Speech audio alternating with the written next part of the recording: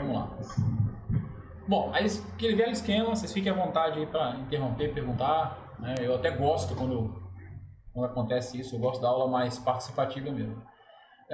Mas na aula passada a gente falou sobre amplificadores, né?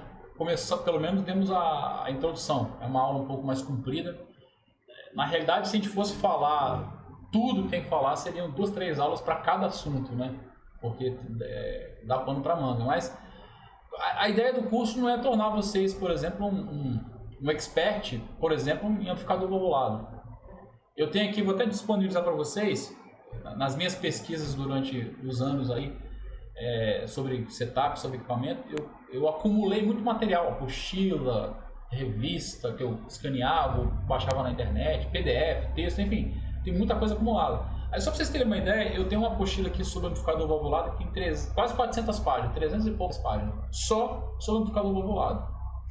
Aí aquilo ali, claro, é para um cara que quer entender a fundo mesmo como funciona o amplificador valvulado. Então, a ideia do curso não é essa, a ideia do curso é dar uma noção básica sobre cada equipamento que compõe o set do guitarrista para que vocês consigam timbrar melhor o equipamento, né? Então, eu comecei falando sobre como funciona o amplificador. Essa imagem aqui exemplifica bem, né?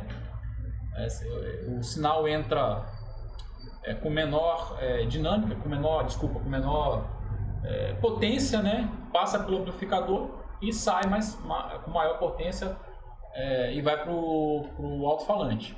A gente falou que você tem os estágios lá de pré-amplificador, ou chamado também de pré-amp. Eu até atualizei a apostila, depois eu vou mandar para vocês a versão atualizada. Aí eu troquei as fotos todas, porque aquela versão que eu mandei para vocês era uma versão um pouco antiga. Mas o texto é basicamente o mesmo. Então a gente falou que você tem um pré-amplificador, que como o nome sugere, vai pré-amplificar o sinal. Então ele vai pegar o sinal que é fraquinho, né, vamos colocar assim, e vai amplificar, vai aumentar a potência dele e vai também equalizar. No estágio de pré-amplificação que acontece a equalização, né? Você vai adicionar ou tirar o grave, adicionar ou tirar o médio, o agudo e por aí vai.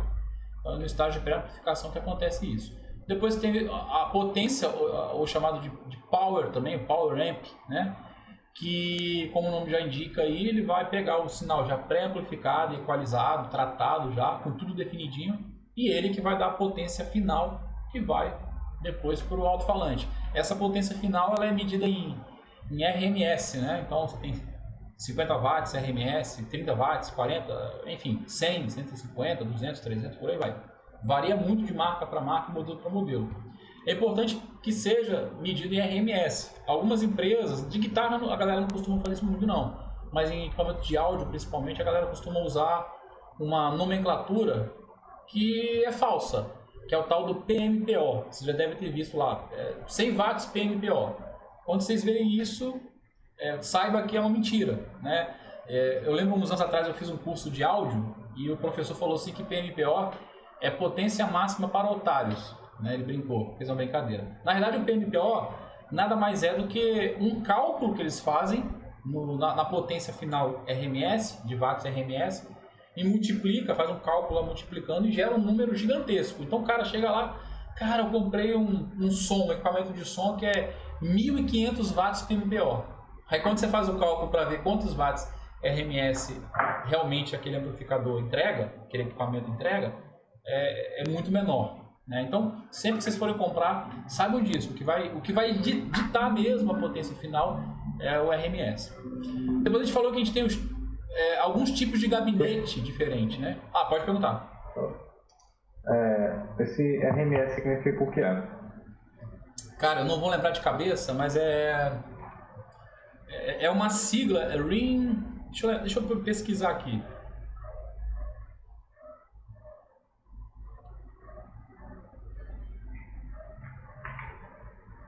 É uma sigla de potência real, uma coisa. Desculpa, Ring não, Root. Root Mean Square, né? Root Mean Square. Então, é a potência de raiz, a potência real, né? Quando se fala de RMS, então é a potência que o amplificador pode entregar. Claro que quando o amplificador está no máximo, ninguém toca com o amplificador no máximo o tempo todo, né? Então ele consegue entregar quando o volume está no máximo, por exemplo, eu tenho um amplificador de guitarra da PIV aqui, que ele é 150 watts. Acho que eu nunca coloquei nem 50 nele. Ele fala bem, ele é bem alto, assim. Já toquei com ele ao vivo, já fiz workshop, show, ele fala bem. Inclusive ele tem uma chave atrás, uma chave atenuadora, que eu posso jogar para 25% da potência dele, que é legal para tocar em ambientes menores, né? Mas tem isso, às vezes a gente olha essa questão da wattagem aí, quanto maior, melhor. Depende. Se você toca em palcos grandes, precisa de mais potência sonora, é legal você ter um ampli mais potente. Mas se for para tocar em casa, não vale a pena, porque você vai trabalhar com volume muito baixinho no ambiente pequeno e o amplificador ele precisa de um pouco mais de volume para timbrar. Isso é uma coisa que é importante, tem a ver com o que o Jonathan perguntou lá. Quando você vai timbrar, o ideal é você timbrar no volume que você vai tocar. Porque quando você abaixa o volume, você não trabalha tanto o pré e a potência.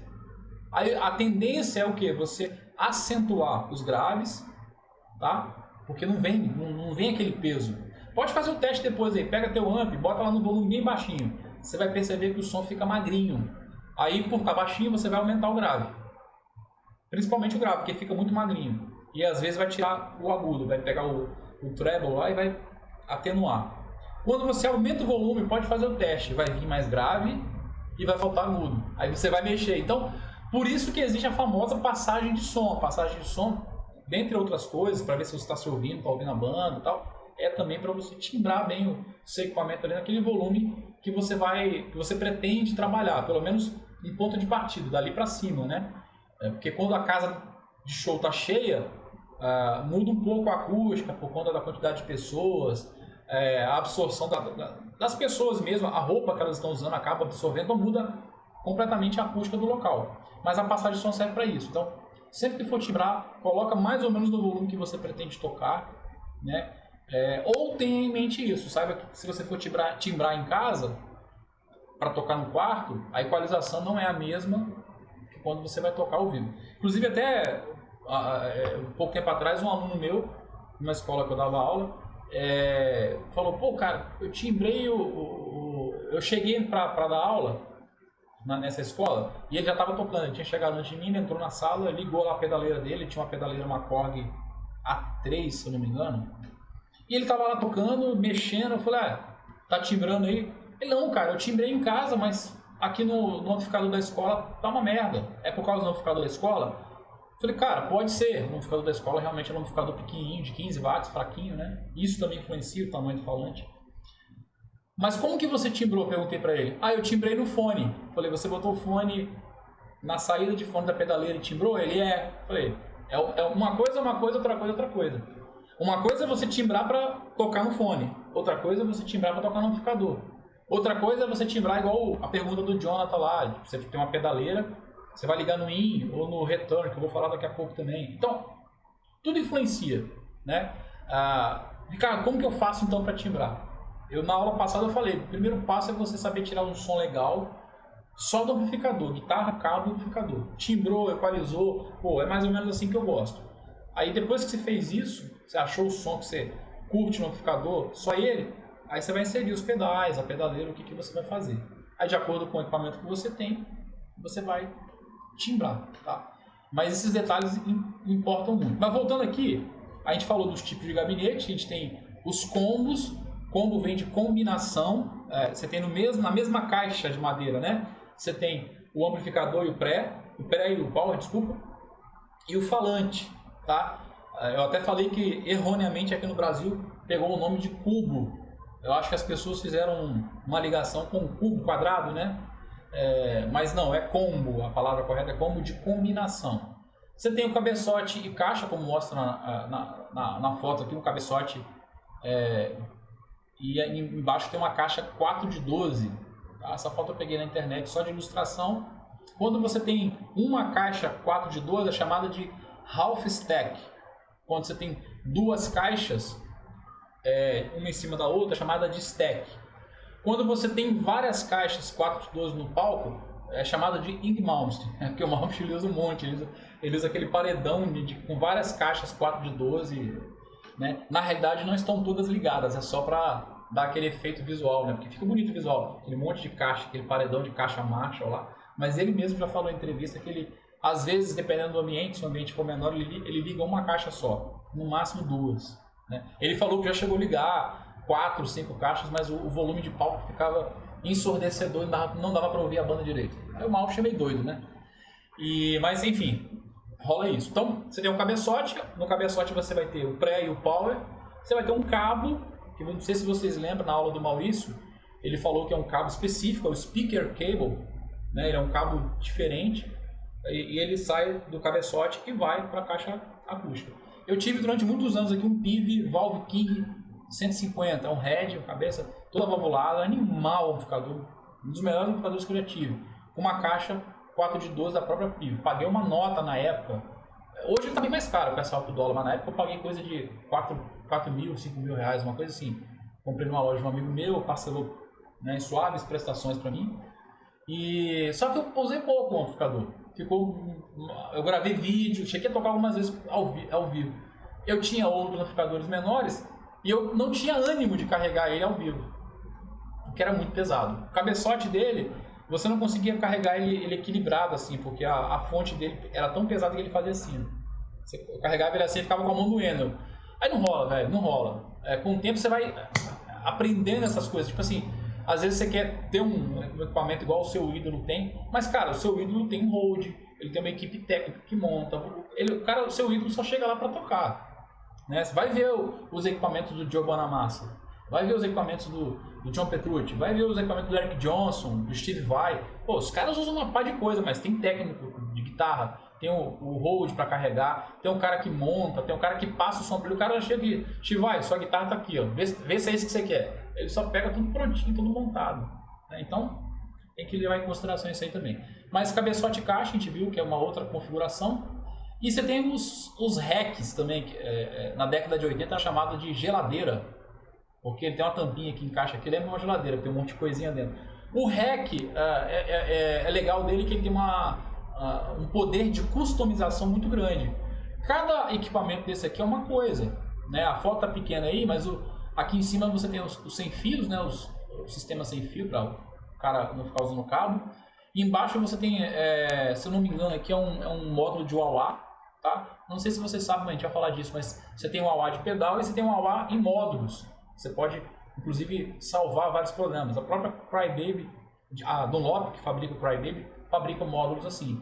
E por que é interessante isso? Porque você pode ter vários timbres de wah-wah no mesmo show, né? Quem usa muito isso é o John Petrucci. Não sei se vocês curtem a banda Dream Theater aí, mas ele usa muito. Às vezes ele muda de estilo de wah-wah de uma música para outra. Às vezes é um wah-wah bem gravão, bem faz aquele wah-wah assim. Às vezes é um wah-wah mais agressivo, mais magro. Então vem setado, para ele não ter que ficar mudando de pedal, né? Ou ter vários pedais de wah-wah para usar dependendo da música. E tudo é controlado via MIDI. É uma pedaleira que controla todo o rack, as mudanças. Você tem aqui esse amarelinho que é o Marshall JMP1. Foi um pré-amplificador da Marshall valvulado que ficou muito conhecido na década de 80. Seja bem-vindo aí, Johnny. Então, esse JMP1 é animal. A galera de banda de hard rock, de heavy metal, cara, todo mundo usava essa porcaria aí, porque tem um som muito bom. Paul Gilbert do Mr. Big usou ele muitos anos. O Iron Maiden gravou vários discos usando o JMP1 da Marshall. Enfim, muitas bandas. Skid Row gravou os primeiros discos lá, o Scott Hill, né? Tem uma entrevista que ele fala que ele tinha um JMP1 que ele usou para gravar. É animal. Inclusive ele funciona muito bem em linha também, para você ligar direto na placa de som, direto no computador para poder timbrar. Mas ele é um pé. E ele também permite programações, tá? Aí você pode colocar uma potência de outra marca. A galera, inclusive, fazia muito isso. Usava um pré da Marshall e aqui embaixo tem uma potência de outra marca. Aqui parece que é uma potência da Rocktron, né, que é uma marca também bem conhecida, meio sumida aqui no Brasil, mas na década de 80 a galera usava muito, né? Então, o rack ele permite maior customização. Qual é o problema do rack? Pesadaço e muito caro. Cada peça desse aqui, cada item desse aqui é infinitamente mais caro. Então, foi deixando com o tempo, a galera foi deixando de usar e a galera foi voltando a usar os amplificadores. tradicionais e os pedais tradicionais. Isso não quer dizer que não tenha um músico aí ou outro que ainda prefira usar hacks, mas hoje é bem menos comum de você achar o setup de guitarrista aí. A galera, na realidade, acaba com o tempo, né, diminuindo o equipamento. Eu lembro de uma entrevista que eu li do Paul Gilbert, onde o cara perguntou para ele por que numa determinada turnê, a partir de uma determinada turnê do Mr. Big, ele começou a utilizar guitarras sem Floyd Rose, sem microafinação, né? E passou a utilizar a ponte tipo Fender, né? Que é a ponte fixa. Aí ele falou que numa turnê o Rode dele se acidentou e ele teve que seguir a turnê ele mesmo fazendo a parte de técnico de guitarra. Então ele trocava as cordas, ele afinava, ele passava o som. Aí ele falou que não sabia, que tinha esquecido que era tão chato trocar corda, que era tão chato regular Floyd Rose e tal. Aí ele, não vou ficar mexendo com isso não. Aí ele pediu para a Ibanez fazer algumas guitarras, o modelo dele, que é a assinatura, com a ponte estilo Fender. Aí ele falou que gostou tanto e sentiu que era bem mais tranquilo de regular, de tocar, e tinha mais sustain, mais afinação, que ele passou a partir dali não usar mais guitarra com Floyd Rose, né? Então tem essas coisas, o cara às vezes com o tempo vai mudando o equipamento, que pô, esse aqui não funciona, beleza? Bom, aí depois a gente falou dos painéis de controle, que pode variar de amplificador para amplificador. A gente falou dos controles mais comuns, grave, médio, agudo, volume e o ganho, tá? Esses são os controles básicos que você vai encontrar em vários amplificadores aí. Você sempre vai encontrar pelo menos o grave, médio, agudo, volume ali, ou às vezes o grave e agudo, às vezes você não tem a frequência média, mas você tem o grave, agudo e o volume. Depende muito do modelo do amplificador, tá? E dependendo do modelo, você vai ter 2 até 3 canais com controles independentes. Isso é importante também observar. Então, você nunca vai saber como funciona qualquer amplificador. Então, a melhor forma de dominar isso aí é você ler o manual. Ler o manual do equipamento. Igual esse PIV que eu falei com vocês que eu tenho, que é o... Deixa eu lembrar o modelo aqui. Esse aqui é o Bandit 112. Esse amplificador, cara, eu tive contato com ele a primeira vez. Eu fui fazer um workshop em Recife. Recife? Foi Recife. E era um amplificador da loja, assim, tinha lá na loja para fazer, era o mais potente que tinha. Então o cara me indicou, eu liguei ele é transistor, mas ele tem uma tecnologia chamada Transtube, ou Transtube, né, falando. Você tem um desses também, legal, mas é o 112 também? Esse amplificador é animal, não sei se você gosta dele, eu fiquei apaixonado por esse amplificador. Aí eu voltei de lá e falei, cara, eu tenho que pegar um amp desse. Ele é legal, porque ele é potente, ele tem um timbre bom, ele tem muita função, ele tem dois canais, tem essa atenuação de ganho, tem send return, ele tem uma série de funções e é leve, ele é extremamente leve, não é? Você pega ele é levinho para carregar, cara. Então fala muito bem. Aí, cara, eu tava vendendo uma caixa Black Star, uma caixa acústica, só o gabinete, com 2 falantes de 12 Celestion. E um amigo meu, não sei se vocês conhecem daqui do estado, que é o Jacaré Guitarra, que é produtor musical, tem estúdio, tudo. Ele viu o anúncio e falou assim, cara, eu tô com um PIV Bandit 112 aqui para vender, você não quer trocar comigo não? Aí eu fui olhar o preço, o Bandit era mais caro. Falei, cara, querer eu quero, eu só não tenho a grana para te dar de volta. Aí, não, vamos fazer um rolo no pau então. Aí eu falei, no pau então vai. Então eu peguei o amp, tá aqui até hoje, eu pretendo não desfazer dele porque ele é muito bom, eu gosto bastante do timbre dele. Ele tem uma saída, não sei se você sabe, Miguel, ele tem uma saída com simulação de falante, que você pode ligar direto na placa de som. Você bota um cabo XLR, aquele cabo de microfone, você conecta lá, você ajusta o nível de ganho, é bacana pra caramba. No meu disco eu inclusive usei ele nesse formato para poder gravar. Então é um amp muito bacana. Mas tenha em mente isso, você nunca vai dominar todos os modelos de todas as marcas de controle. O básico você tem que saber, grave, médio, agudo, volume e o master, tá? Quando você tem volume e master no amplificador, principalmente que tem 2 canais, você tem que observar o seguinte, esses 2 controles, o volume e o master, eles trabalham, ou o ganho e master, eles trabalham ali juntos. Como assim?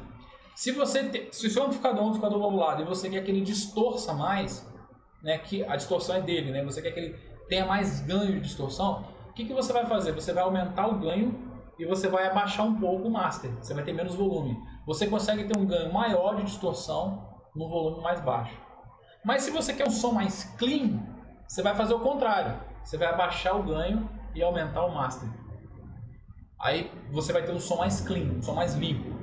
É perfeito para quem usa pedais externos. Durante uns anos atrás, eu tive um amplificador de uma marca brasileira, lá de Campinas, não sei quem já ouviu falar, que é o amplificador Gato Preto. É o Gato Preto mesmo, a marca, né? A logo deles tem um gatinho preto lá. É um amplificador de boutique, que é um amplificador fabricado em pequenas unidades, tal. Ele é mais caro, bonito pra caramba. E esse amplificador, ele era nesse formato, ele tinha ganho, grave, médio, agudo e o master, volume master. E ele já saturava bem. Se você ligasse a guitarra direto, ele já tinha um som meio... um overdrive bem levinho. Aí, para eu conseguir um som limpo, já que eu uso pedais, eu tinha que pegar o ganho lá dele, botar quase no 1 ali e aumentar mais o master dele, para ter um som mais limpo. Agora, quando eu queria tocar só com ele, aí eu podia fazer o contrário. Eu pegava o master e rebaixava, e o ganho eu aumentava o máximo que eu conseguisse ali. Ele não distorce tanto, não é uma distorção pesada para tocar hard rock, heavy metal, mas para tocar um pop rock, um blues, ele era bem bacana, né? Então fica essa dica aí para vocês. Outra coisa importante é o Send Return. Eu vou falar um pouco mais disso quando a gente for falar de pedais. A gente começar a entrar, a gente vai falar de pedal hoje já, né? Vai falar de distorção, mas mais na frente eu vou falar de Send Return, inclusive para pedaleira. Já vou te passar a palavra. Mas o Send Return, o que ele faz? Imagina que você tem aqui o pré e o power, né? Quando o sinal da guitarra entra, ele passa pelo pré, e do pré ele vai para o power, e do power ele vai para o falante. Então ele faz isso, pá, e vai, né? Claro que não é separado como eu estou colocando aqui, não são duas peças, né? O circuito é um só, né? Quando você abre o amplificador, você vai ver que é uma placa ali. Mas tem uma parte da placa que é o pré e tem uma parte da placa do circuito ali que é o power. O que o Send Return faz? Ele separa um do outro. Então, se você não ligar nada no Send Return, o sinal vai entrar no pré e vai para o power direto, do power vai para o alto-falante.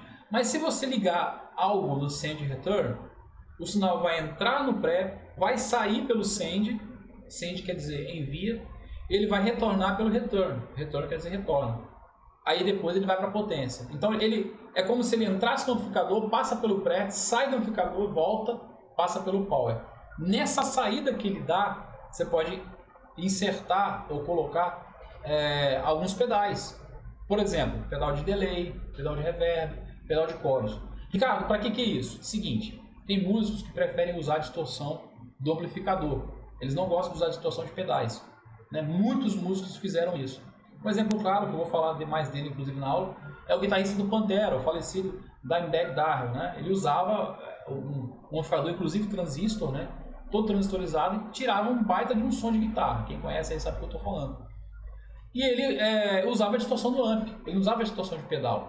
Então quando ele ia usar um delay, um reverb, uma modulação, um chorus, alguma coisa assim, ele tinha que insertar no Send Return no amplificador. Por quê? Se ele colocar tudo no input, com a distorção ligada, imagina a cadeia de sinal. A gente vai ter uma aula que a gente vai falar bem detalhado sobre cadeia de sinal. Mas o sinal vai sair da guitarra, vai passar pelo chorus, pelo reverb, o efeito que você estiver usando, e vai entrar no pré e vai ser distorcido. Então você vai ter um delay distorcido, um chorus distorcido. Então não é legal, não é bacana, né? Lembra que eu falei que a distorção e a equalização acontece no estágio da pré-amplificação? Então é isso. Então o Send Return ele é para isso, tá? E ele permite fazer aquilo que eu falei para o Jonathan lá. O Jonathan ele tem uma pedaleira. Eu nem lembro qual é o modelo que ele falou lá, mas isso vale para qualquer pedaleira. Se você tiver uma Boss GT100, por exemplo, ela é um pré. Toda pedaleira ela é um pré também. Ela é um pré-amplificador. Ela já pré-amplifica, tanto que ela tem os controles geralmente de um pré-amplificador. Tem grave, médio, agudo, volume. Quando você liga no input, você vai ter pré somado a outro pré. Então o som acaba distorcendo um pouco, não casa legal, não é muito legal. Então o que você pode fazer? Você ligar no return, quando o amplificador tem um return. Por quê? Você vai estar ignorando, tirando da cadeia de sinal o pré. O som então passa pela pedaleira, da pedaleira vai para o return, né, que é para a potência, da potência já vai para o alto-falante. Eu não sei se ficou muito claro, mas eu vou falar mais detalhadamente em outras aulas sobre isso. Mas só para vocês entenderem, porque muitas vezes em alguns amplificadores você vai encontrar isso. Tá? Não só amplificadores valvulados, mas amplificadores transistorizados também. Miguel, pode perguntar aí se você levantou a mão? No caso, você está falando sobre o master, né, do amplificador. Certo. Igual no caso do PIV aí.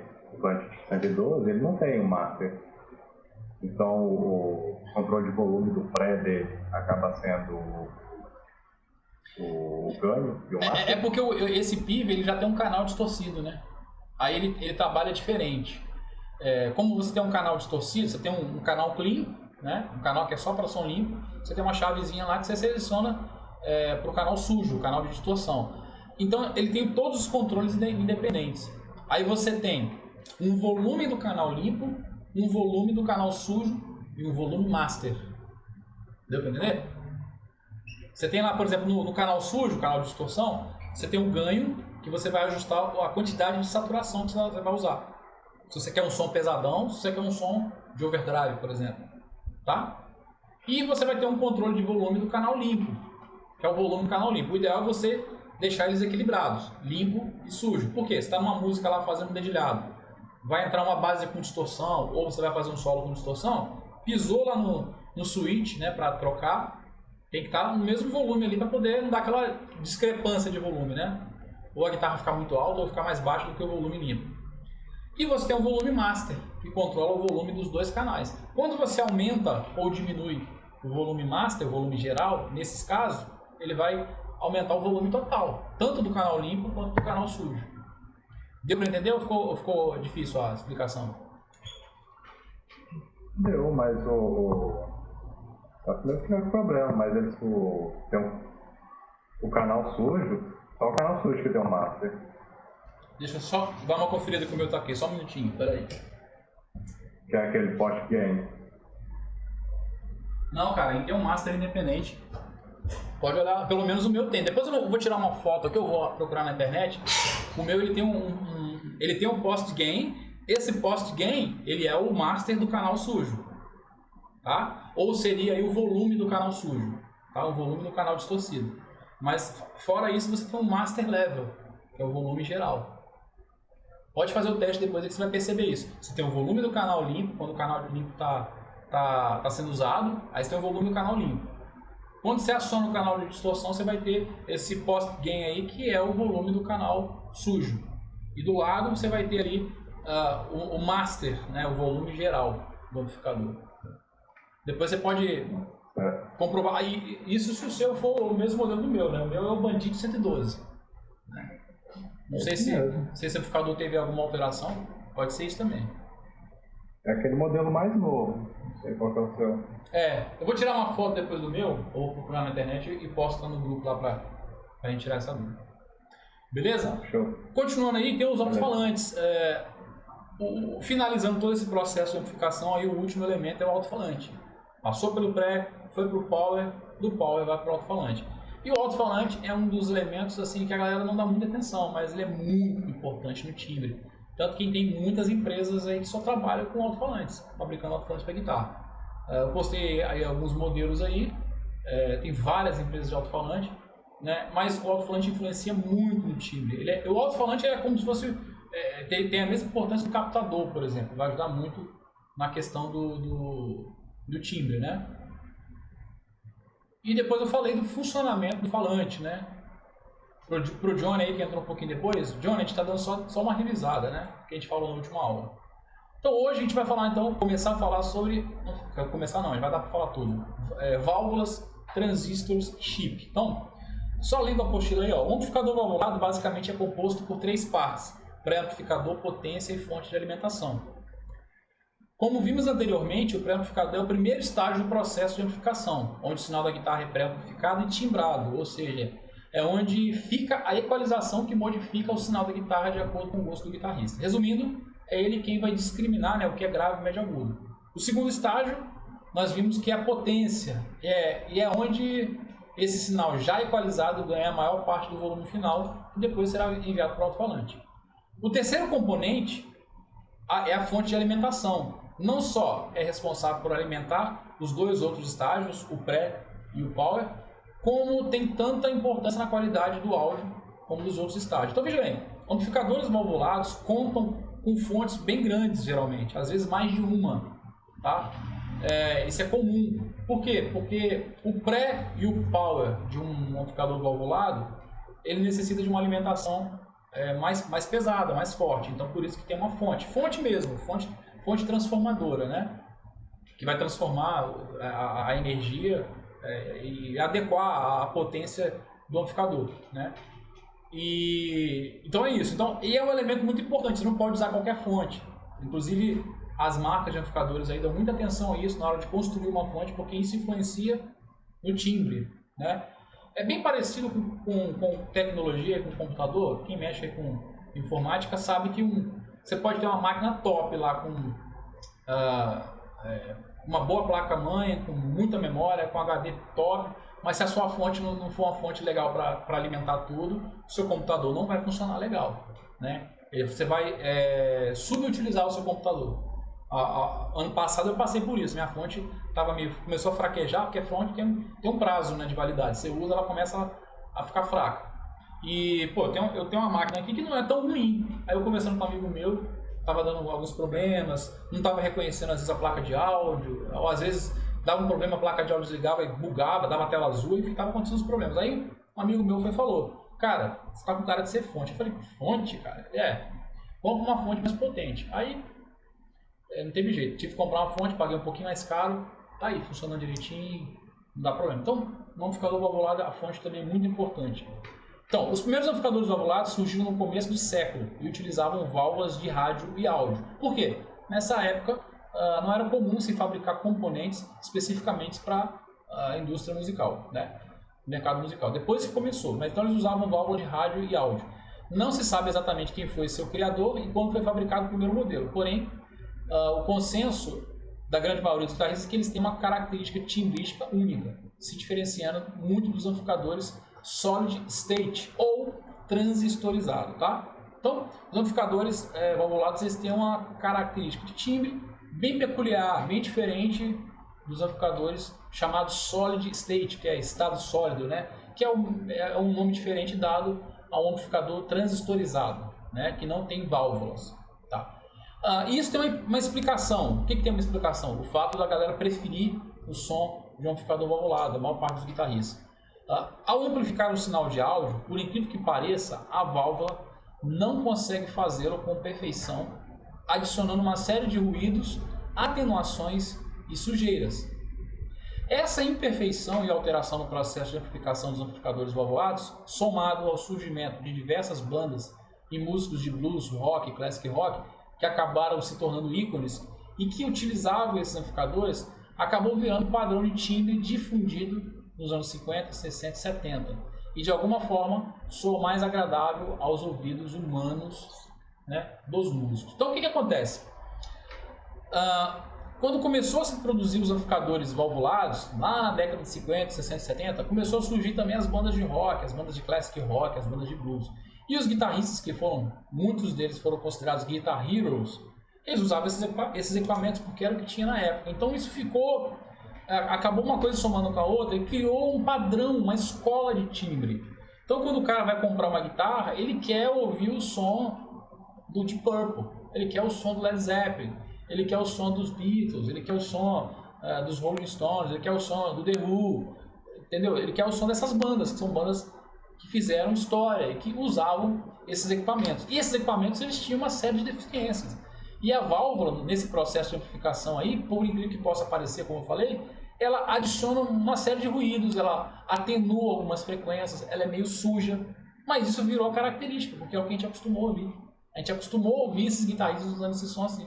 Então quando você vai para um amplificador transistorizado, por exemplo, que eu vou falar mais dele, que eles são mais fiéis na produção do sinal, né? Mais fiel ainda ao som digital, que a gente vai falar depois também, você percebe a diferença, porque é muito limpinho, sabe? O som é muito limpinho, então não é o som que você acostumou a ouvir no Led Zeppelin, não é o som que você acostumou a ouvir na sua banda preferida. Então por isso que acabou se gerando essa preferência pelo som dos amplificadores valvulados, ok?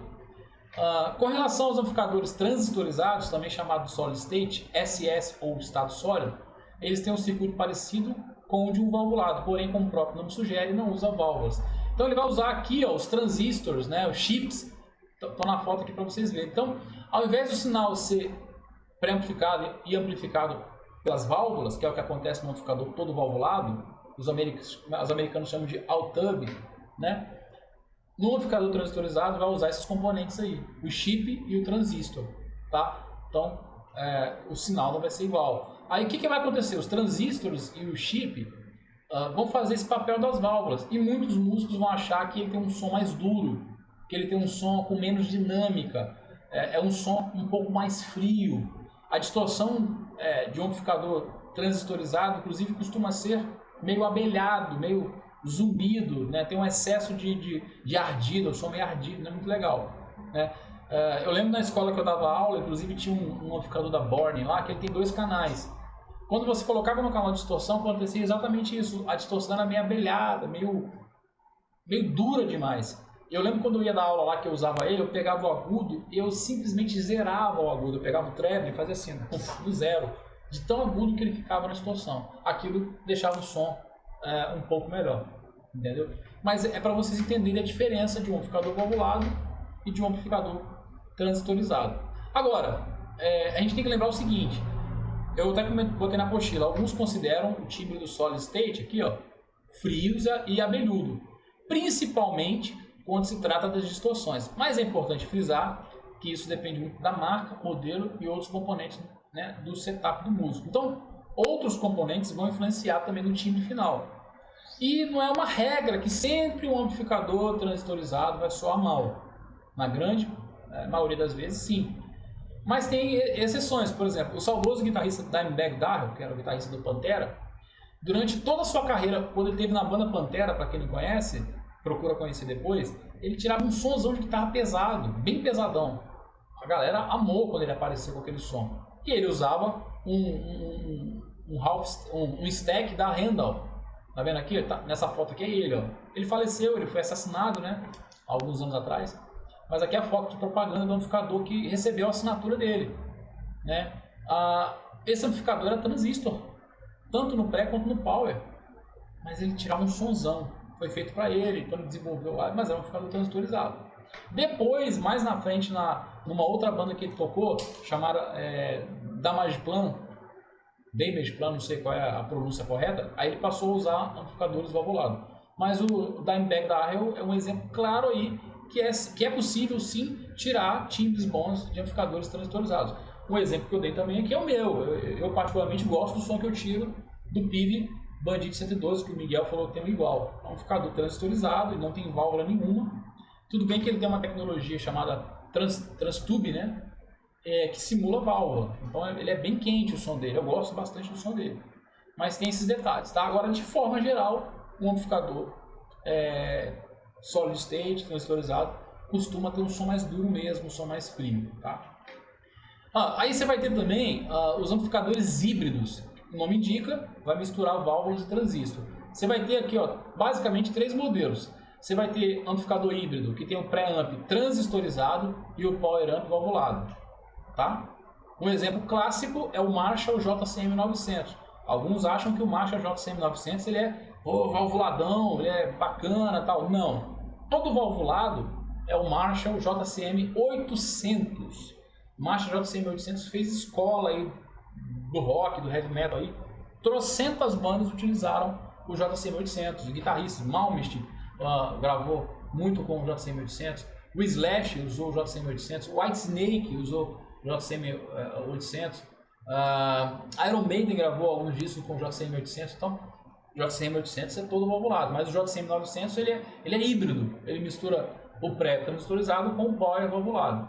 Você vai ter também o pré-amp valvulado e o power transistorizado, inverteu. Só o pré-amp que é valvulado. Aí você vai ter o Randall VMAX ou 5MAX, eu não sei se esse V é de V ou é um 5 numeral romano, né? É um amplificador que tem essa característica. Não é o do Dimebag Darrell, não, é um outro modelo. Você vai ter o pré-amp híbrido e o power transistorizado. Como assim? Pré-amp híbrido é quando você tem apenas uma válvula no pré-amplificador. Algumas marcas fizeram isso. A Marshall, inclusive, na década de 90, nos anos 2000, lançou a tecnologia chamada Valve State. Valve de válvula e State de transistorizado, estado sólido, né?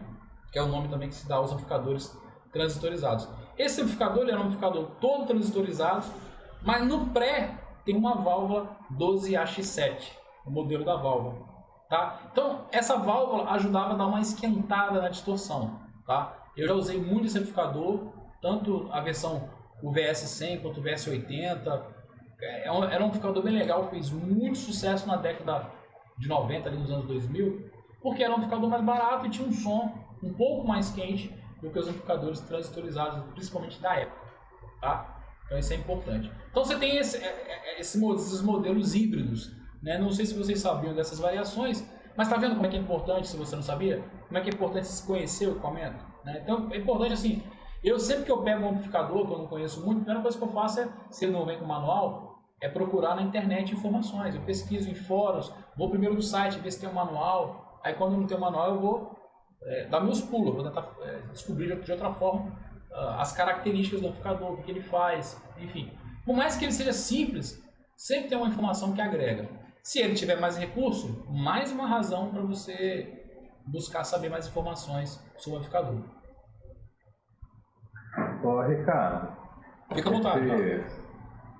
Esses amps híbridos que tem uma válvula no pré, certo, né, que é o mais comum assim, da gente ver, dá uma diferença relevante no som ou pouquíssima coisa? Alguns amplificadores não dá não. Inclusive eu já fiz o teste daquele Meteoro Vulcano, ele tem uma válvula no pré. E eu já fiz o teste de tirar a válvula do pré, ligar a distorção, não mudava nada. Então algumas empresas utilizam esse recurso como propaganda, né, cara? Ah, não, tem uma válvula no pré, é um híbrido, é um híbrido. Na verdade, o pré dele é híbrido, né? Agora, nesse caso do Marshall, do VS100, ele dava uma diferençazinha, cara. Esse amp era muito legal. Tudo bem que na época, velho, eu tocava numa banda de death metal, né, cara? Então, era podreira total. Sabe, era um death meio trabalhado, assim. A gente tinha uma influência de bandas como a banda Death, como a banda Napalm Death, Benediction, não sei se vocês já ouviram, Obituary. A gente ouvia essas porcaria aí na época, né? Elas são bem pesado mesmo. E a gente não tinha o ouvido, né? Eu principalmente era moleque na época, a gente não tinha o ouvido que eu tenho hoje, mas eu lembro que eu gostava muito desse amplificador. Era um amplificador que falava legal. A banda que eu tocava era duas guitarras, um era guitarra vocal e eu era guitarra solo da banda, né? O guitarra vocal ele tinha um VS100 cabeçote com uma caixa 4 de 12, e eu tinha o VS80, que era um combo com dois falantes de 12. Né? E eu curtia pra caramba. E a gente tirava uma onda, né? Porque os primeiros que saíram, eles eram ingleses, né? Então vinha com a bandeirinha da Inglaterra, a gente tirava uma onda. Tem um Marshall inglês, a gente, né, tirava aquela onda, né? Mas era um Marshall mais barato, cara.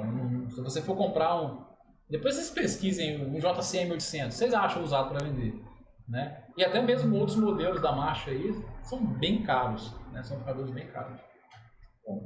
A qualidade da válvula, marca, modelo, pode influencia também, muito. Né? Eu nem coloquei na apostila, mas você vai ter vários modelos. Eu vou botar no grupo lá a apostilazinha que eu falei para vocês, que eu achei de um cara. O cara fabrica amplificador, então ele escreveu uma apostila bem legal, muito bem escrita, com fotos, com imagens. Então ele vai falar de tudo, são quase 400 páginas só falando de amplificador valvulado. E ele fala das válvulas também.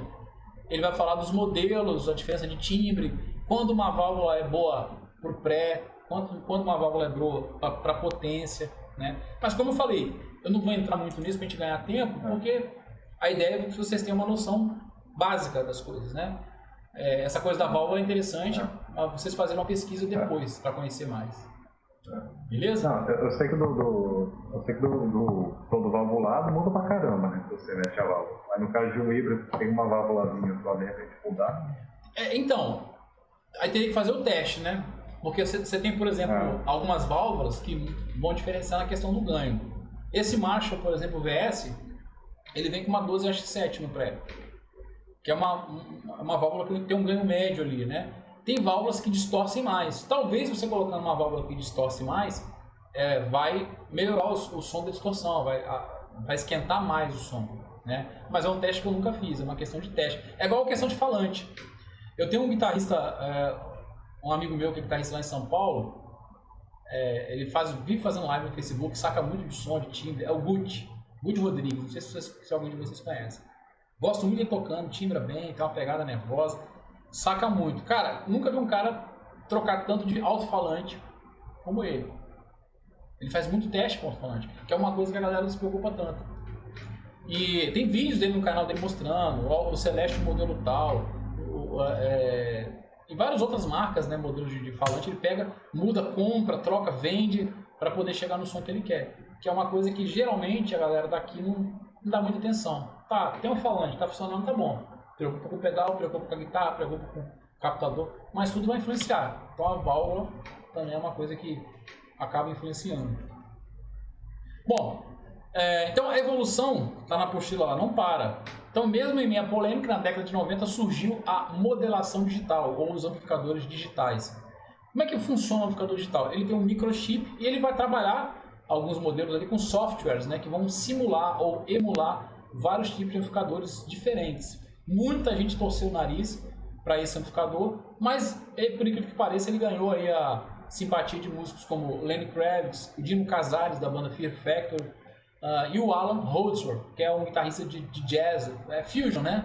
Jazz fusion, que toca pra caramba, assim, usa distorção. A Yamaha chegou a desenvolver um amplificador para ele chamado DG, modelo DG. Depois disso aí veio a empresas como a Line 6, fizeram alguns modelos de amplificadores aí também com emulação digital. A gente vai ter depois a Johnson Amplification, que fez um amplificador que é esse da foto aqui, ó. É o JM150. Esse amplificador tem uma coisa interessante, que ele simula vários amplificadores valvulados e ele também tem todos os efeitos. Você tem distorção, reverb, delay, chorus, flange, phase, tudo. E você pode controlar com essa pedaleira. Essa pedaleira vem junto com o amplificador. Então você não precisa de mais nada. Você só liga a tua guitarra e a pedaleira conecta no amplificador também. E ele vai controlar tudo. Ele controla a distorção. Ele tem dois pedais lá, tá vendo? Um funciona como pedal de volume, o outro funciona como pedal de ar. Então é bacana pra caramba, assim, nesse sentido da versatilidade. Eu nunca toquei nesse amplificador. Tem gente que fala que é legal, tem gente que fala que não é legal porque ele é digital, né? Só testando mesmo para ver. E algumas marcas depois, Marshall, marcas clássicas, né, tradicionais, e Fender, acabaram aderindo a essa tecnologia digital e produziram aqui modelos digitais, como o Fender Cyber Twin e o Fender Cyber Deluxe. A Fender tem esses dois modelos, o Fender Twin Reverb e o Fender Deluxe. São amplificadores clássicos valvulados. E a Fender, o que ela fez? Ela produziu esses modelos aí, só que com a modelação digital. Alguns elogiam e alguns criticam. O lance é testar. A Marshall fez também o modelo AVT-150, que também é digital.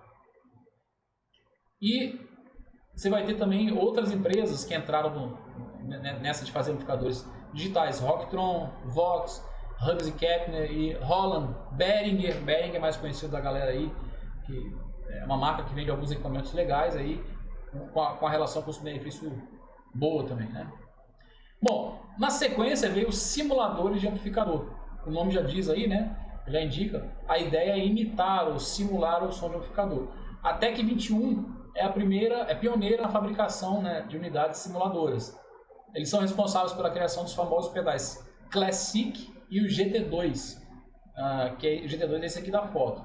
Então a Sansamp, cara, estourou no mercado quando eles começaram a lançar esses pedaizinhos aí. São pedais que simulam pelo menos 3 amplificadores Marshall, Fender e Mesa Boogie.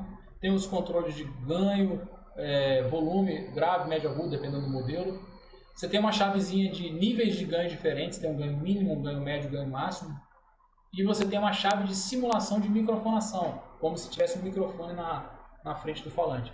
Eles acabaram com isso criando uma escola de padrão de simulação. Daí um monte de empresa começou a copiar eles, porque o pedal deles é ainda, né, muito bom, né? Teve um período nos anos 2000 principalmente que era febre. Todo mundo tinha um GT2. Se eu não me engano, se eu não estou enganado, não estou equivocado, quem gosta de Nirvana aí, o Kurt Cobain, ele gravou o primeiro disco do Nirvana que fez sucesso pra caramba, o Nevermind, com um GT2, né? E pelo menos é o que eu já li sobre isso. Eu não pesquisei porque eu não curto muita banda, mas já ouvi falar, mas tem um som de guitarra ali para aquele estilo dele, né?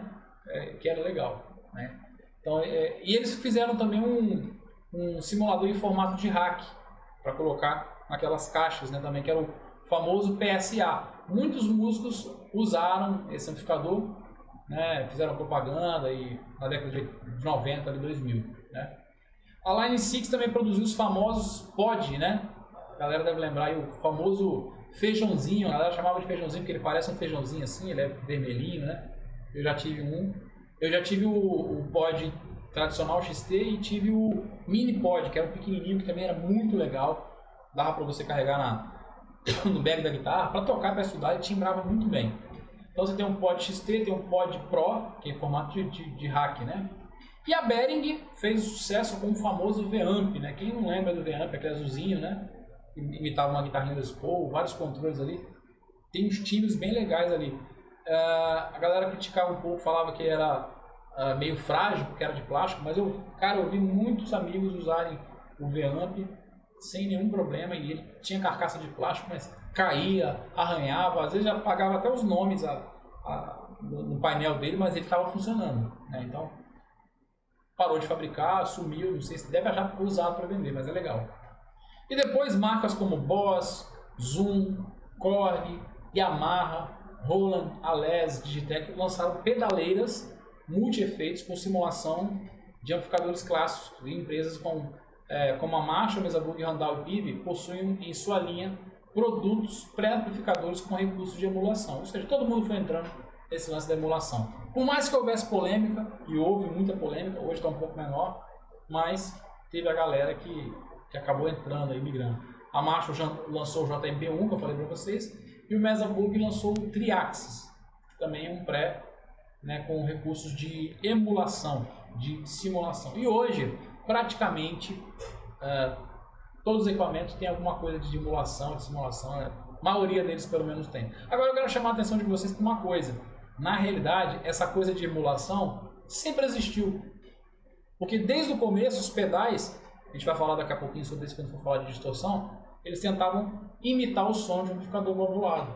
Desde o começo. Desde o começo. Então já era uma emulação. Só que o que a GT2 fez, a Sansamp, né, Tech 21 fez? Eles criaram um marketing em cima disso. E a partir dali, aquilo ali mudou o mercado.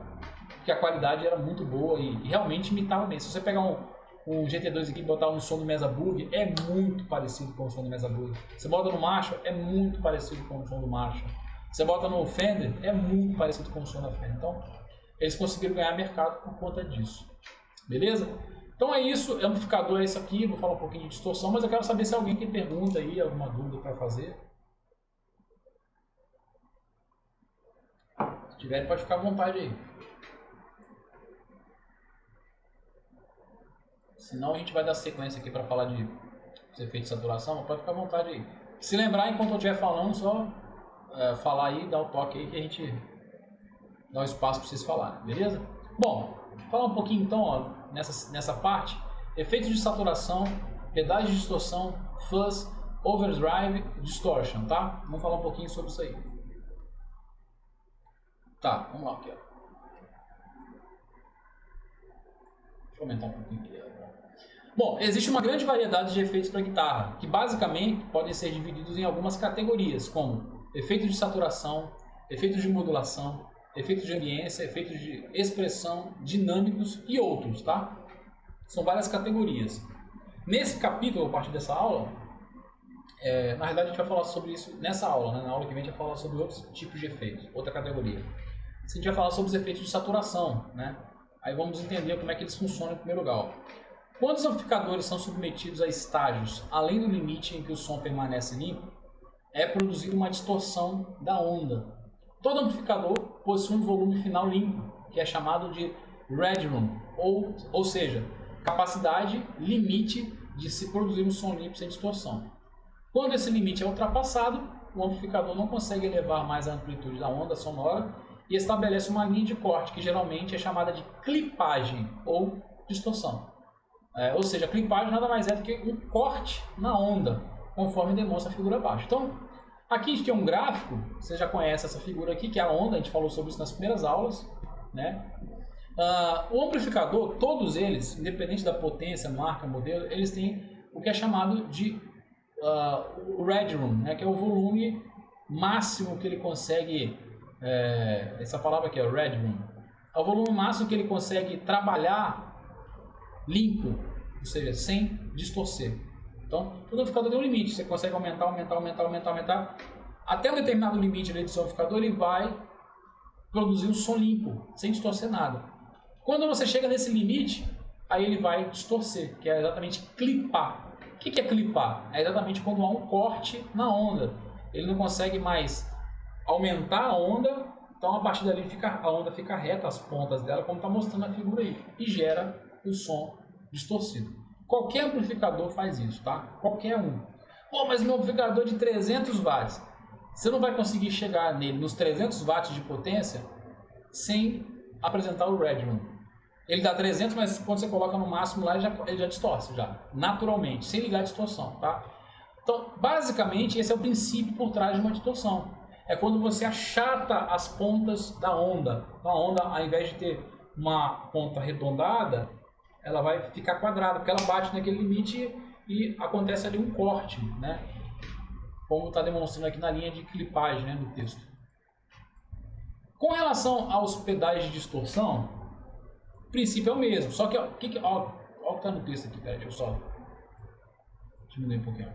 Diferente dos antigos amplificadores, os pedais de distorção possuem alguns componentes, como diodos ou transistores, que têm a finalidade de criar uma linha de corte, gerando assim um red room artificial. Dessa forma, não é necessário colocar o volume do amplificador no talo para se produzir o efeito de distorção. Hoje em dia, a maioria dos amplificadores modernos já contam com esse recurso, que pode ser ajustado pelo controle de ganho. Então, o que acontece?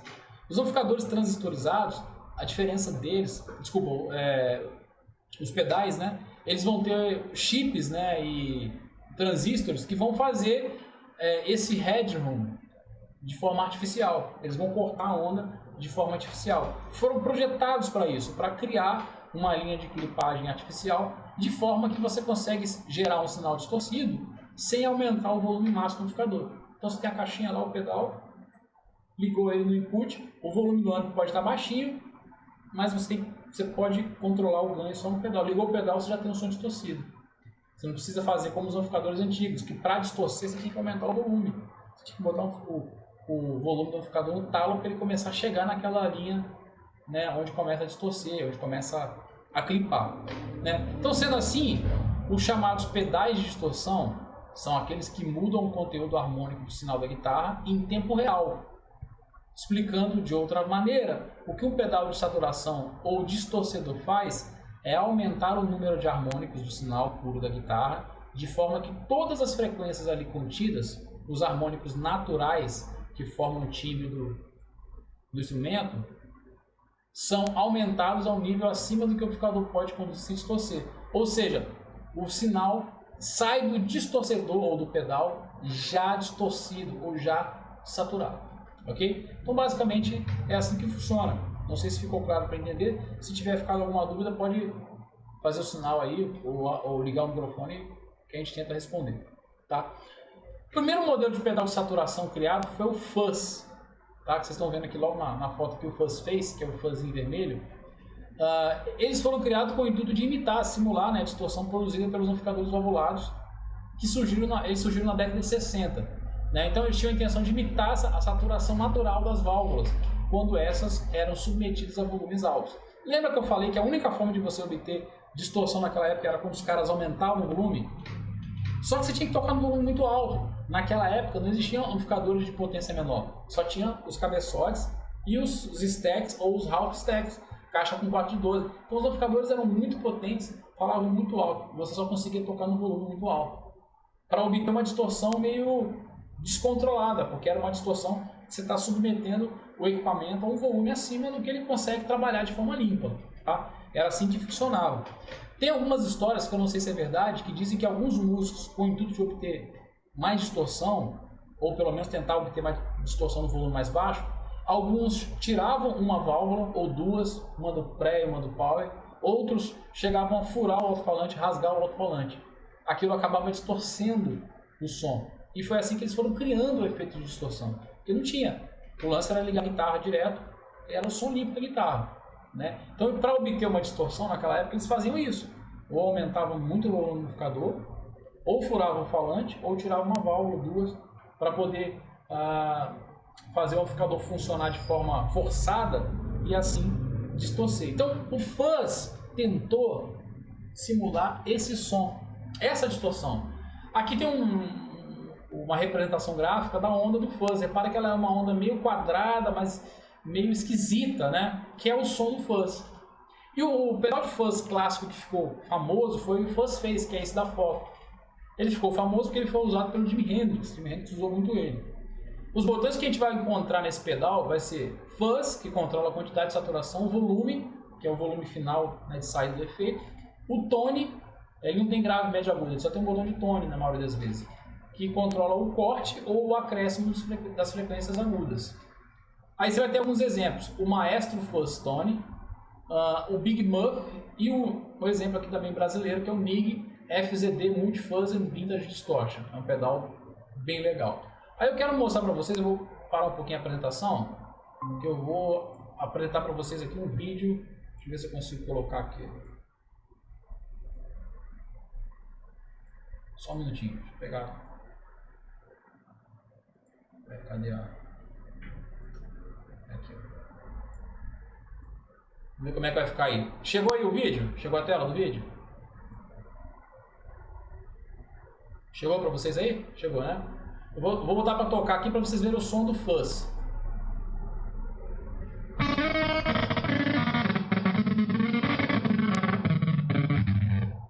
Botar numa qualidade melhor para...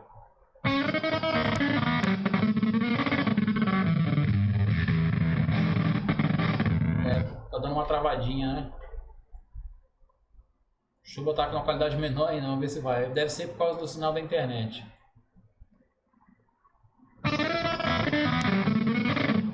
Não vai ter jeito. Eu vou fazer o seguinte, eu vou passar o link do vídeo para vocês. Esse vídeo aqui foi um vídeo que eu mesmo editei.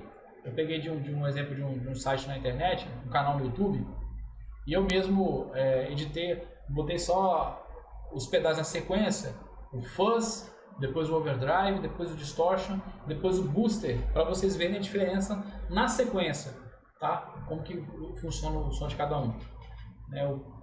Pode ser por causa da internet, a internet talvez não está tão legal e ele está dando uma atrasadinha, está dando uma travadinha, né? Alguém tem alguma dúvida aí sobre o fuzz? Bom, além do Jimi Hendrix, bandas como, na verdade um artista, né, que usava muito fuzz era o Peter Frampton, não sei quem conheceu aqui, rock bem classicão, então sim, usava também o fuzz. Os Beatles, se eu não me engano, chegaram a usar o fuzz, Rolling Stone chegou a usar o fuzz, então caras mais da escola clássica, rock clássico antigo, que usavam o fuzz. Guitarristas de blues também usam, tem um som bem legal. Quem não está acostumado acha meio sujo, meio estranho, mas bem empregado, bem usado. Vocês vão ver no vídeo que eu vou mandar para vocês, é bem legal. Depois vai vir o Overdrive. O Overdrive aí na foto tem logo o Ibanez Tube Screamer, que é um pedal classicão também. Então, esse foi um dos primeiros pedais a surgir depois do fuzz. Pode-se dizer que é uma evolução dele, e com a intenção de produzir uma saturação leve e natural de um amplificador ovulado em volumes mais altos. Então, como os primeiros amplificadores não tinham um canal de overdrive, a gente falou disso, né? Distorção. A distorção era obtida através da saturação natural das válvulas, né? Veja a forma de onda produzida por um pedal de overdrive. Repare que a onda aqui, ela já é um pouquinho diferente, ela já é um pouco mais arredondada, mas ela ainda tem, ó, se eu der um zoom aqui, uma clipagem aqui, tá vendo? Ela é reta nas bordas, nas pontas da onda, tá? Então, saturação sempre vai ter essa característica. Quanto mais reto for, mais distorcido é o sinal, tá ok? Mais a linha de corte vai estar atuando, tá? Então, um overdrive com menos ganho, isso é interessante, ele produz um som levemente saturado, o que geralmente é chamado de timbre crunch ou overdrive low gain. Esse timbre pode ser obtido tirando quase todo o ganho de um pedal tradicional de overdrive, ou através de alguns modelos específicos de pedais low gain, como é o caso do Helios Drive da VTR Effect. Vai ter uma aula que o dono da Helios Drives, o dono da VTR Effect que produziu o Helios Drive, ele vai falar sobre os pedais. Essa marca é uma marca aqui do estado do Espírito Santo, é um pedal de boutique, eu tenho um no meu set e eu gosto demais dele. Ele é um pedal de low gain, ou seja, é um overdrive de baixo ganho, ele tem um som levemente saturado. É ideal para acordes, pop rock, blues, soul music, esses estilos assim. Não dá para tocar som pesado com ele. Quando você bota o ganho dele no máximo, o som dele é quase limpo. É aquele som bem levemente sujo, né? Então tá dentro dessa categoria aqui do overdrive. Alguns músicos têm pedais de overdrive e abaixam o ganho para obter o que é chamado de crunch, timbre crunch. É bem legal também, tá? Então é um timbre excelente para ser usado em acordes ou frases com sotaque blues. Os controles que a gente vai encontrar vai ser o drive ou gain, que vai controlar a quantidade de saturação, o volume, que controla o volume de saída do efeito, e o tone, que vai atuar igual do fuzz, vai atenuar ou acentuar as frequências agudas. Os modelos clássicos aí, eu citaria o Boss SD1 Super Overdrive, que muitos anos foi usado pelo Zakk Wylde, né? O Zakk Wylde usava um SD1 como um pedal de ganho para empurrar a saturação de outros amplificadores, né? Você vai ter o Tube Screaming, que é esse verdinho aqui, que é o pedal predileto do Stevie Ray Vaughan, né? Guitarrista de blues aí, muitos outros guitarristas também utilizam. O Eric Johnson também utilizou durante muitos anos um Tube Screaming, por aí vai, é um pedal clássico também de overdrive. Mas é um overdrive leve, é um overdrive, não tem muito peso. No vídeo que eu vou mandar para vocês, vocês vão perceber como é que é o som dele. É legal para rock clássico, é legal para blues, para pop rock, para sons assim com pouca saturação, tá? Para quem está procurando mais timbre, não ganho, não está preocupado com ganho, mas está preocupado com timbre. E por que eu estou frisando isso? Eu lembro de uns anos atrás que um aluno meu chegou aqui no meu estúdio aqui para fazer aula e falou: pô, cara, comprei um pedal da Ibanez que todo mundo fala bem aí, mas o pedal é uma merda. Tô vendendo aquela porcaria. Se souber quem quer comprar, você me fala. Vou vender para me desfazer daquele pedal logo, porque pedal muito ruim, cara, muito ruim. Eu falei: pedal da Ibanez ruim? Qual, cara? Qual modelo?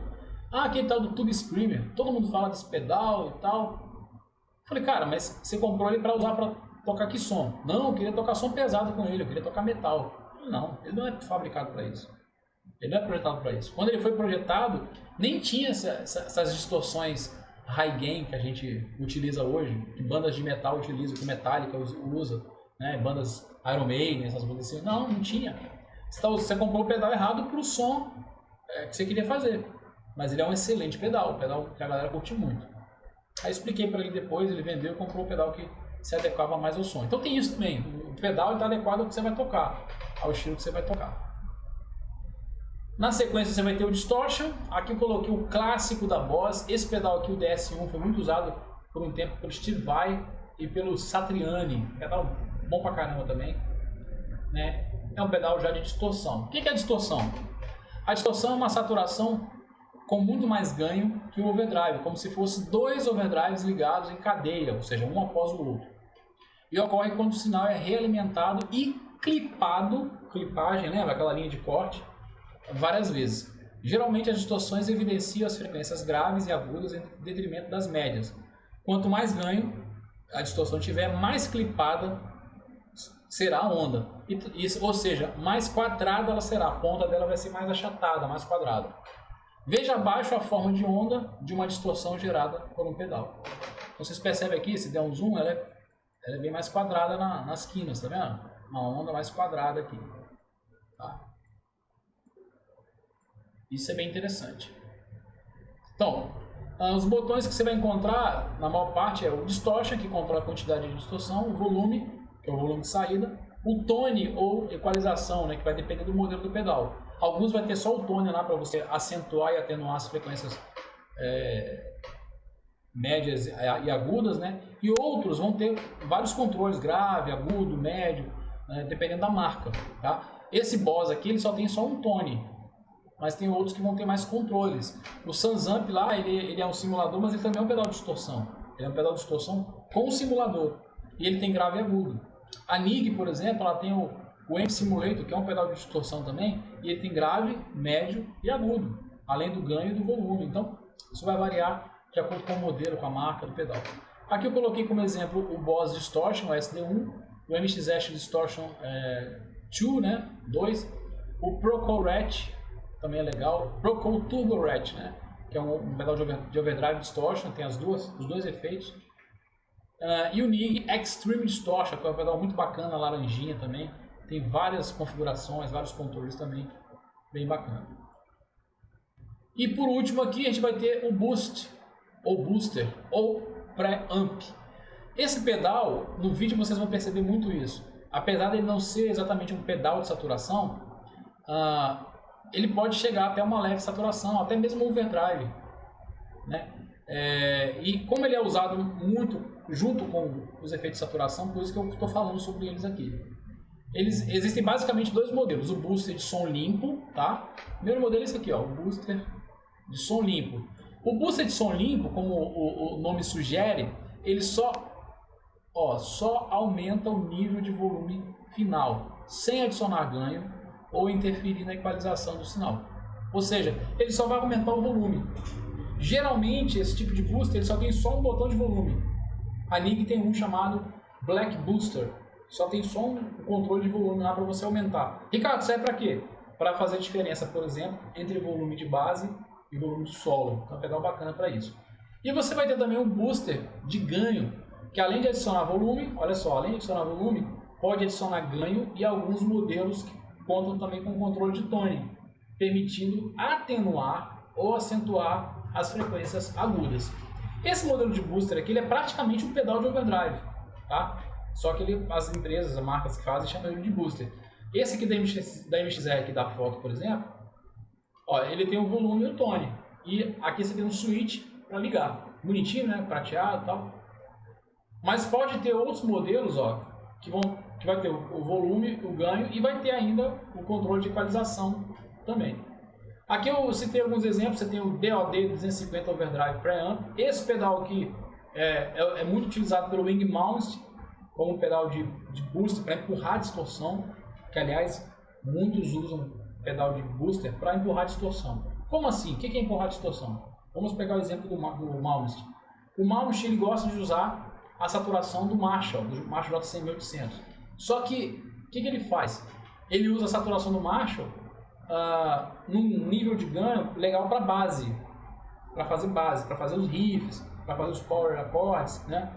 Para base. Na hora do solo ele precisa de mais ganho, porque ele vai usar muita frase rápida, muita técnica, tap, paletado, ligado. Então ele precisa de mais ganho. O que ele faz? Aí ele pisa nesse pedal.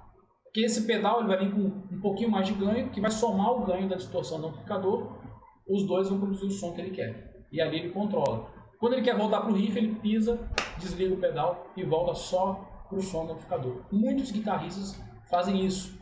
Eu lembro de uns anos atrás que o Kiko Loureiro, da banda Megadeth, ele tocava no Angra ainda, ele fazia isso. E ele usava um Tube Screaming como booster, né?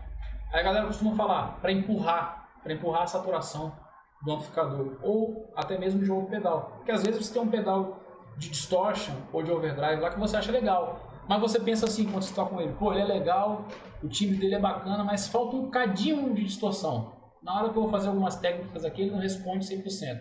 Você pode colocar um pedal de booster antes ou depois, dependendo, né? Para ele dar uma empurrada, para ele dar uma esquentada e o som vir com mais ganho. Você vai ter também o MXR Microamp Preamp. Se eu não me engano, no vídeo que eu editei, que eu vou mandar para vocês, tem ele lá. Vocês vão sentir o som dele. Ele tem só um controle, só um botãozinho de volume, mas ele satura também. Você tem o Nig Easy Drive and Booster, muito legal esse pedal, eu tenho ele aqui. Ele tem level, drive e tone. É praticamente um pedal de overdrive, né? Por isso que o nome dele é Easy Drive and Booster, porque ele pode funcionar como booster também. E você vai ter o Nig Black Booster também, da mesma empresa, que ele é só um booster de volume. Ele não vai adicionar saturação, ou seja, ele não vai distorcer mais o sinal da guitarra, ele não vai mexer na equalização, nada. Ele vai só adicionar volume. E é isso. Esse aqui é o último tópico, né? Esse daí são os pedais de saturação. Ricardo, existe outros tipos de saturação? Outros pedais de saturação? Você vai ter outros pedais de saturação, mas as especificações, como funciona a coisa, a base é a mesma. Tem muitas marcas, muitos modelos. Eu vou passar para vocês um canal no YouTube que eu gosto de ver os vídeos de lá, que é da onde eu tirei o vídeo que eu editei para montar o vídeo da aula de hoje.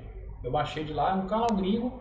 E os caras não tem muito papo não, tem só a câmera filma só o pedal, o cara vai tocando e vai mostrando o som. É bem legal para você conhecer os sons dos efeitos.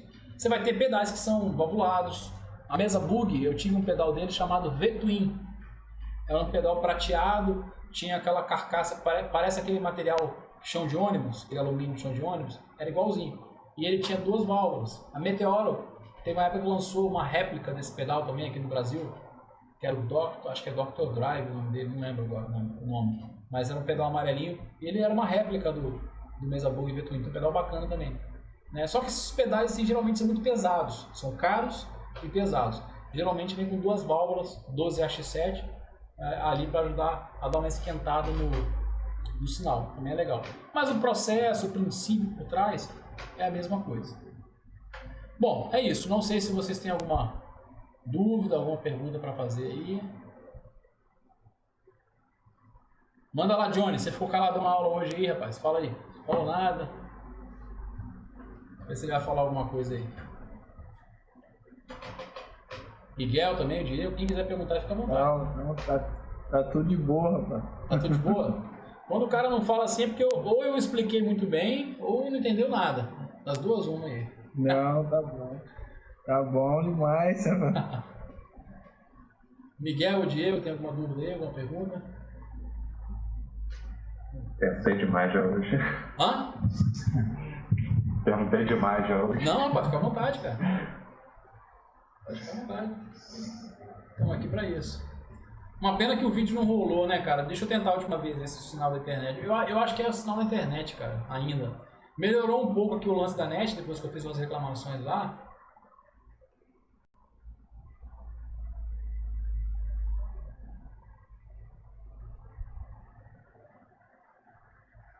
Deixa eu ver se... Ah, eu acho que eu sei o que é. Eu acho que é porque eu tô usando... Deixa eu parar a gravação aqui.